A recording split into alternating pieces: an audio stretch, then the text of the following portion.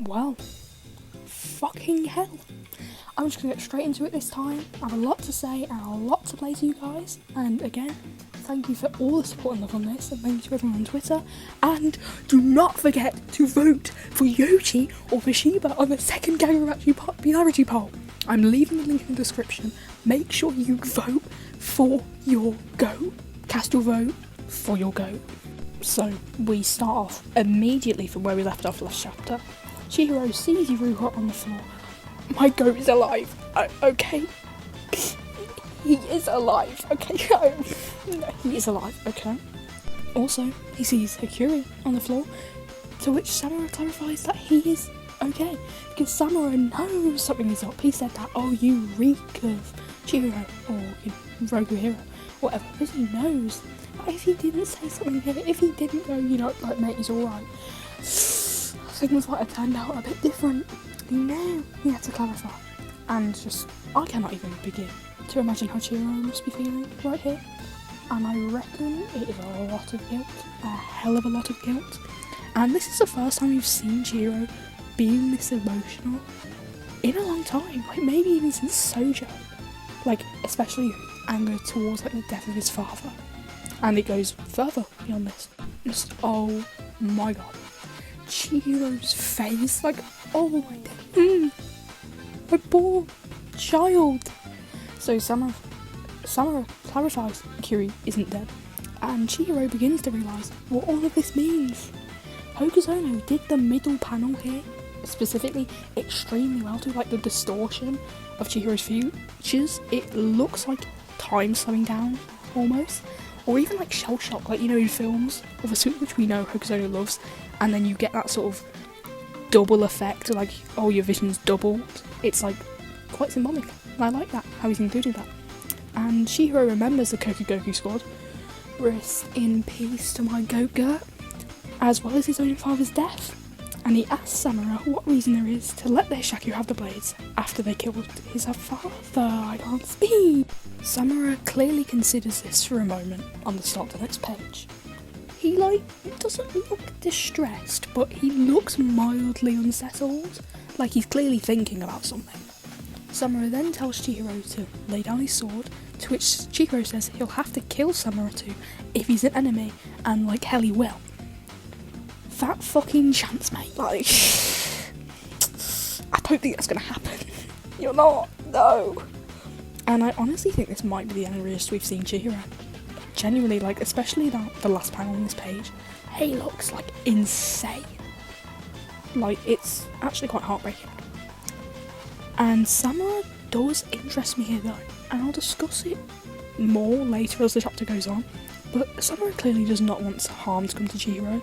I expect he believes that Chihiro is a victim of the enchanted blades just as much as those in the Seitei War were. After all, due to the blades, this is all going down.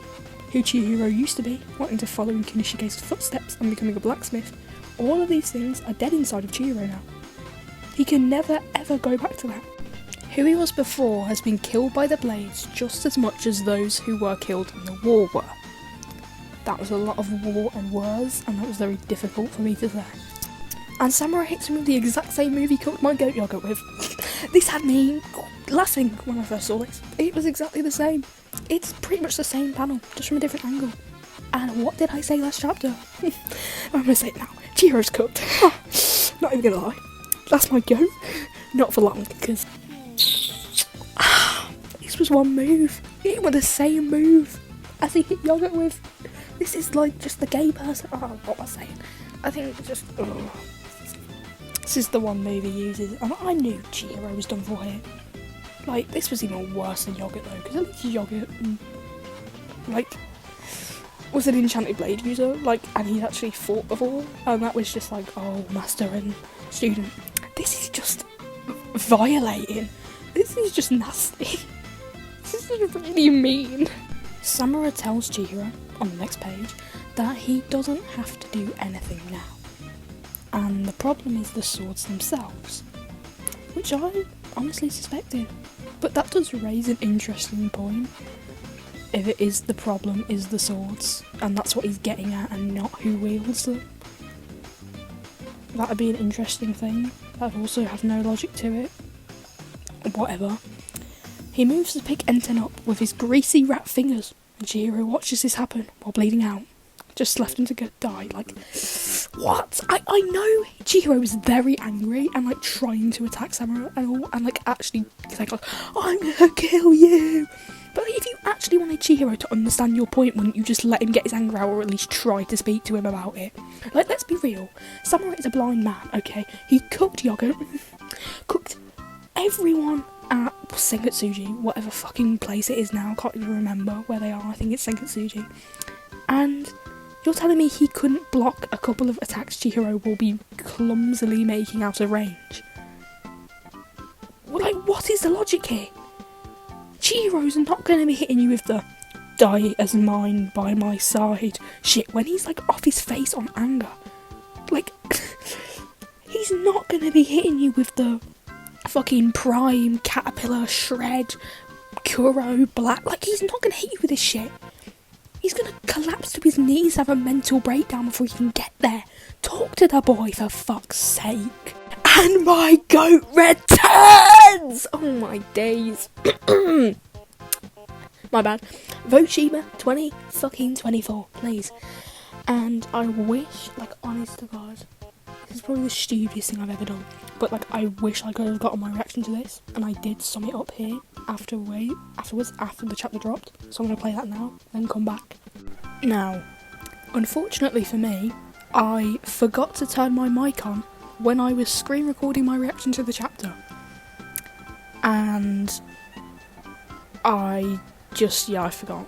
Because I'm recording it on my phone, I forgot to click microphone on.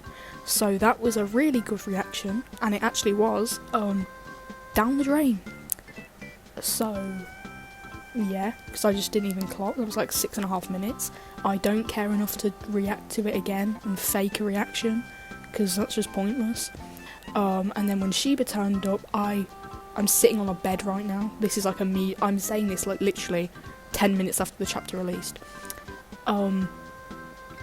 I jumped up and started bouncing on my bed, and I was like screaming, and my mic came out. Not that it mattered, but I'm just so pissed with myself because that reaction, I don't even know how to describe. Like, I literally jumped up and was just screaming, and I was like started banging on the wall and shit, and it's just like, Anyways, back to the present day.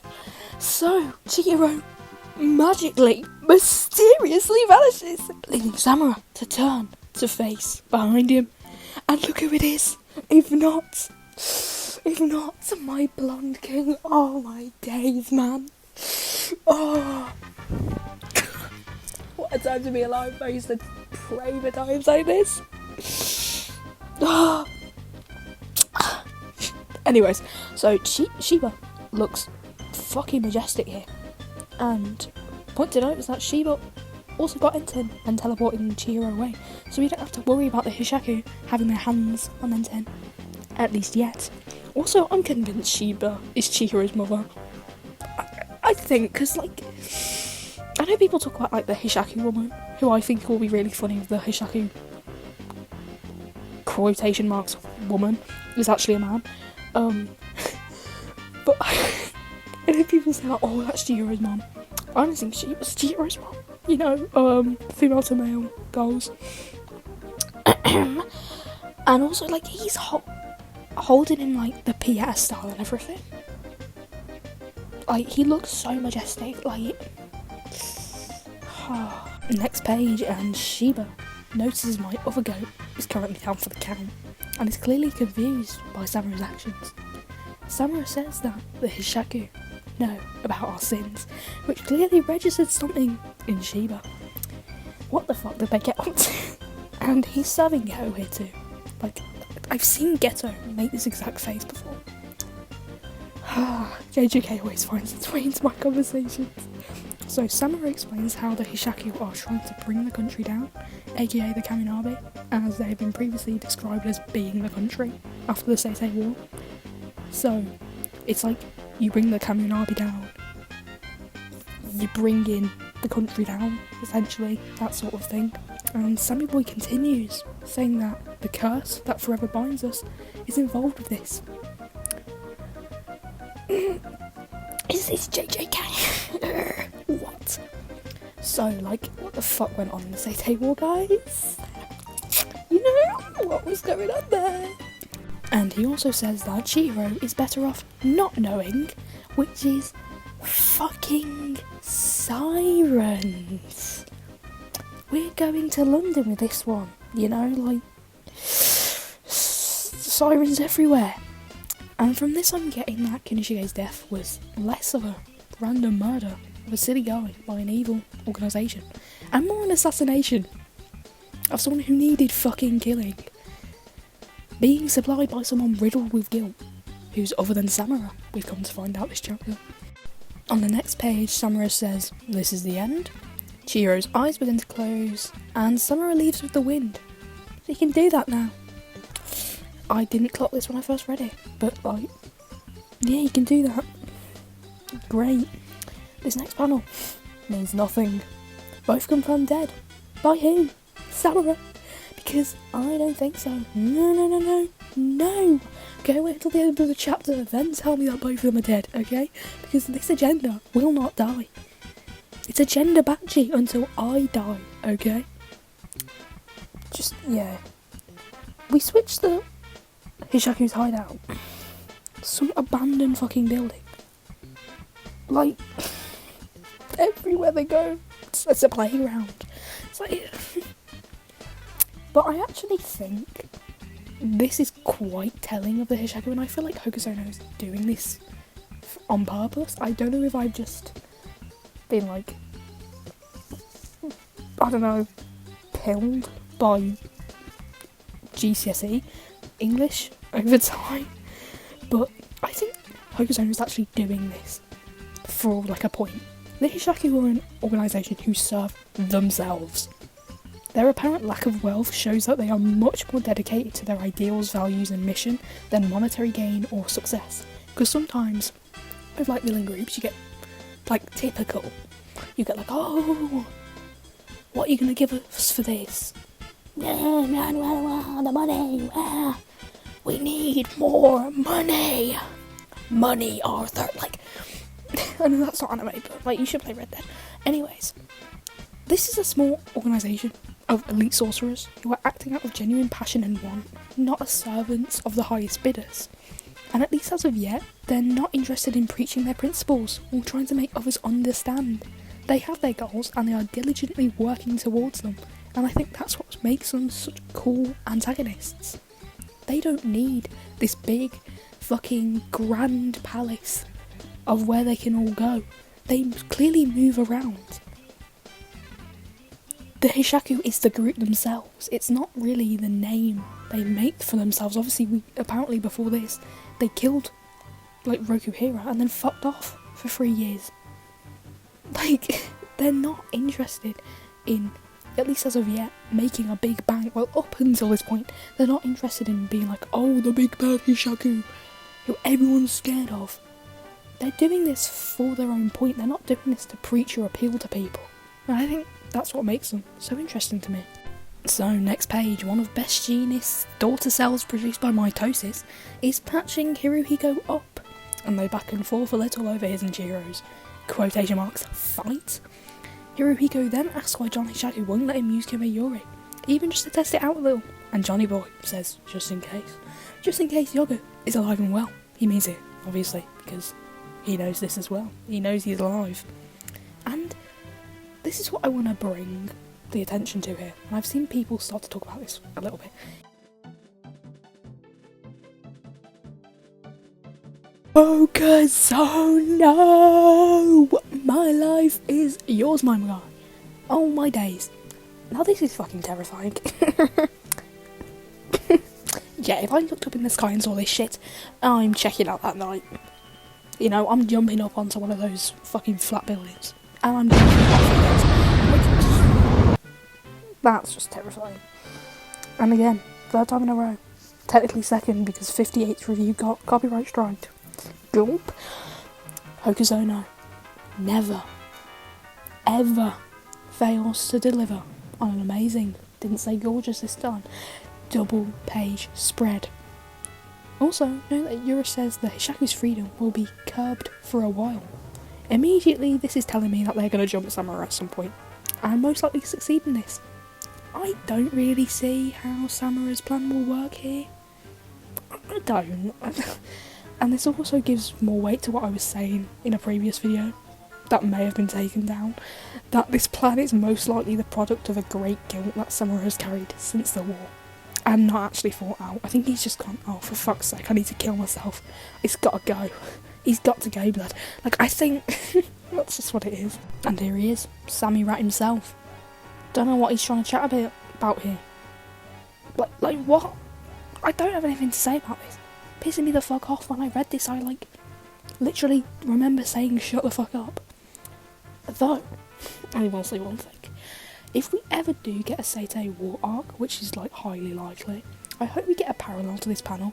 Maybe Samura saying this to another one of the sword bearers, or even Yoji saying this to Samura. And I think that'd just be a nice little thing for something to parallel. I feel like this is a very parallelable. What am I saying? It's a very parallelable panel. I think, ooh, parallelable panel. Ooh, cast your vote for your goat. Yap, yap, yap alert. Very important yap alert though. Also, I was onto something with whatever video it was with my do the ends justify the means? Yura explains that they couldn't give Samura Tobimune immediately because he was in fact the trump card Yura was talking about, as everyone pretty much figured out, because it was wasn't that difficult to figure out, and that some people in the Hishaku were against working with him. Samura relents and we find out that they made a fucking pinky promise. What? And also, Samu Yura canon. They literally got rigged. What? Samu Yura canon. Anyways, the door to cell gives us some nice new info here. Most importantly, that Samura is not the one who ratted Kunishige out, despite his name, Sammy Rat. And he actually seems to be after the one who did, for whatever reason. As part of their agreement, the Hishaku are also meant to reveal the members of the Hishaku and where the enchanted blades are. Next page, and Yura has a very interesting look in his eyes. He looks very suspicious of Samura to me. Call it out, King, okay? Let the world know it. Yura says the sword bearers must be punished for their sins. Sins is a strong word. Not even crimes, sins. Ooh, God.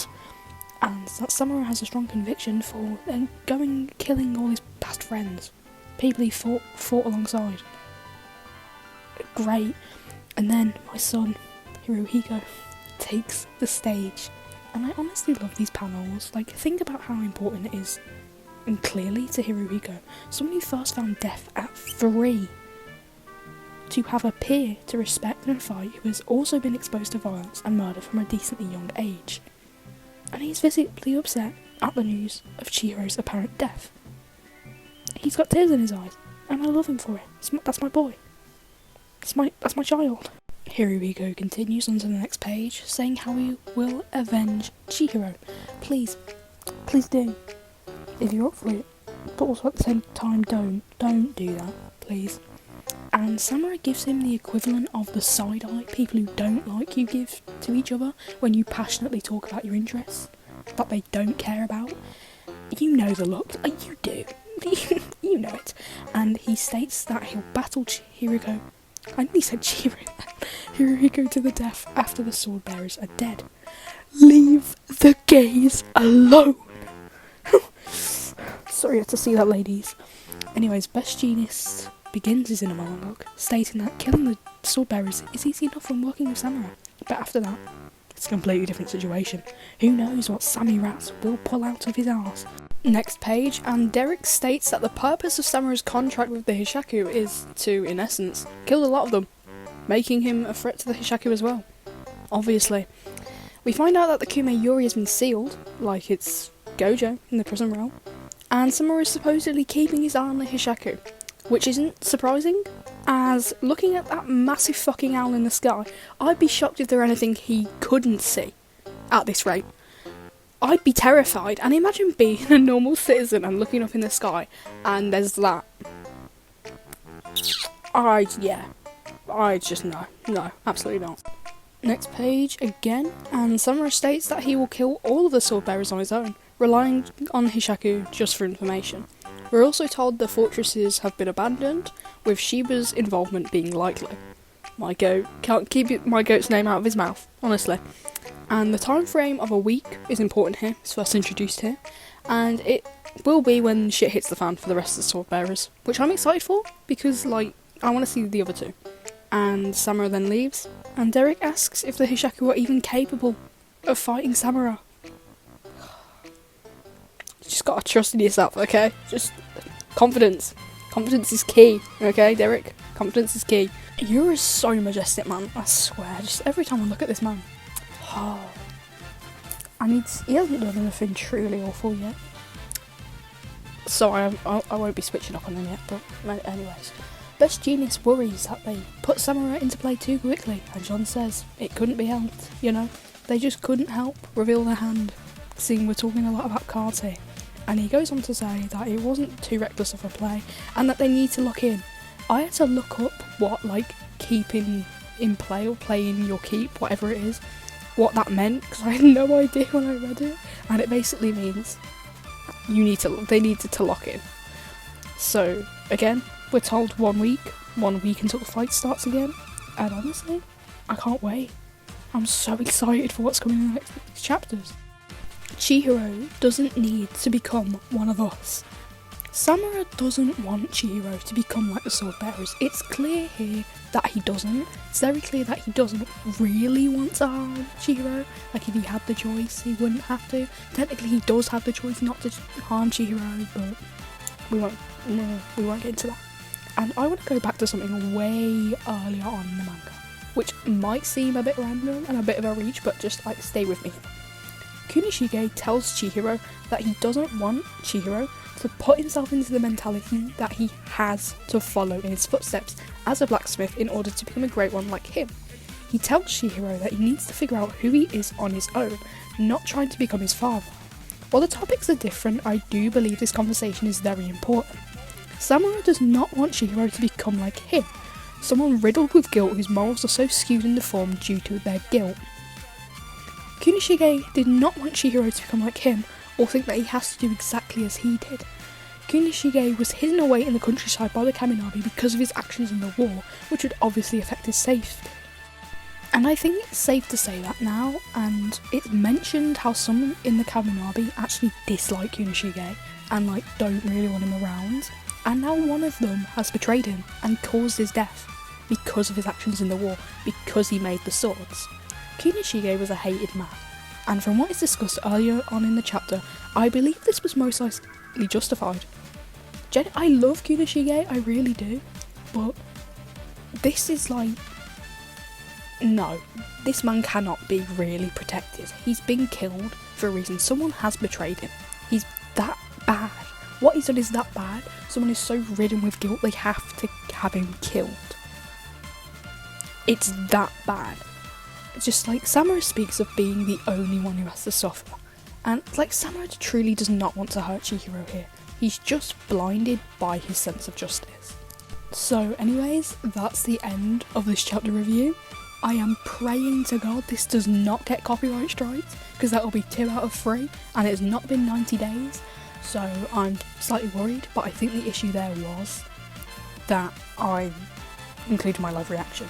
So from now on, live reaction, if I actually remember to turn my mic on, will just be my voice and some stupid fucking thing in the background. And also, like, if I go onto Twitter and I tweet something, that. But otherwise it will just be my voice. So it ruins the effect, but something's wrong with the screen recording anyways on it. Like, the manga panels go like halfway across, so you don't really get the experience. But this is a bit of a shorter one, and I wanted to keep it shorter, just in case it does get copyright strike, which will be doomed. But because it's been quite a while since the end of the chapter now, I think we should be alright. So again, thank you so much to everyone on Twitter. Thank you so much to everyone who's shown support. Thank you to all 14 of you. At the end of last video, before it got taken down, I was talking about how there's 12 people and thanking everyone. There's now 2 more of you, which is like, oh my god. Thank you all so much. You have no idea how much it means to me. And just being able to have the motivation to get these videos out, to be able to talk about Kagurabachi, it means so much to me. So thank you again. And just, that's all I really want to say. And just like, the people on Twitter, this is a Warriors Bond. This is what's going on here. But don't forget to vote for yogurt or for Shiba this second Kagurabachi popularity poll. Okay? Cast your vote for your go, okay? Okay? Don't forget, there's links in the description. Cast your vote for your go, okay? Okay? Okay?